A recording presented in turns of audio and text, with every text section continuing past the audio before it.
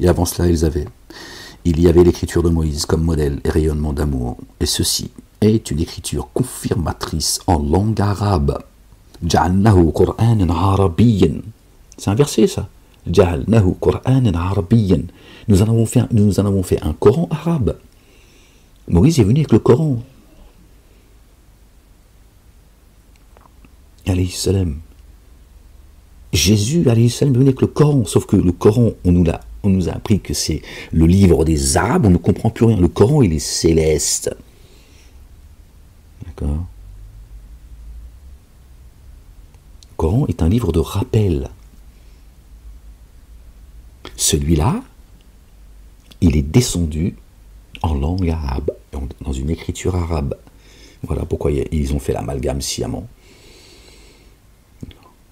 Donc c'est une écriture qui confirme Jésus, notre bien-aimé, paix sur lui et sur sa famille, a dit que la Torah est toujours pour lui actuelle. Il vient confirmer la Torah. Il dit que le Coran confirme la Torah également. Les livres qui l'ont précédé. Et là, il s'est encore dit. Il y a le problème en fait. Ja'alnahu. Nous en avons fait. Ja'alnahu. Nous l'avons traduit en un Coran arabe, si vous voulez, pour essayer de se rapprocher de Ja'alnahu, ceux qui comprennent même le Darija, Ja'alnahu Qur'anan Arabiyyan. Donc ça veut dire qu'il existe déjà le Coran. Avant, c'est le Coran écrit en arabe. Nous en avons fait un Coran en arabe. Parce qu'il est descendu en plusieurs phases. Torah, Évangile, Coran. C'est un seul Coran. Mais bon, on va expliquer ça aux juifs, aux chrétiens et aux autres que le livre, tout ça n'est qu'un seul. Ils ne veulent pas. C'est trop grand pour eux. Ils ne veulent pas parce qu'ils ont tout racialisé, les cieux et la terre. Ils ont communautarisé tout le monde, ils ont séparé tout le monde, chacun. Voilà, ils se sont divisés après avoir reçu la science. Et avant cela, les gens, il y avait l'écriture de Moïse comme modèle et rayonnement d'amour.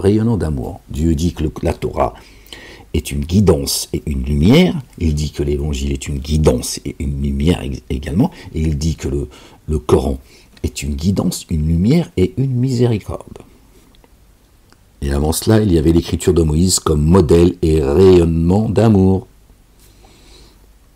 Donc là, il précise que la Torah, avec laquelle il est venu, qui est guidance et lumière, est aussi une miséricorde. Pour nous rappeler que c'est également le Coran, puisque le Coran est Rahma, est une miséricorde. Et ceci est une écriture confirmatrice en langue arabe, afin d'avertir ceux qui se sont enténébrés d'injustice. Avertir ceux qui se sont enténébrés d'injustice. Tiens donc, et d'annoncer la bonne nouvelle aux excellents. Donc le Coran, ceci est une écriture confirmatrice en langue arabe, afin d'avertir ceux qui se sont enténébrés d'injustice, ceux qu'on appelle communément les juifs et les musulmans eux-mêmes, qu'on appelle les musulmans. Et tout le monde est concerné aujourd'hui par le Coran. Celui qui rejette le Coran, il est mort.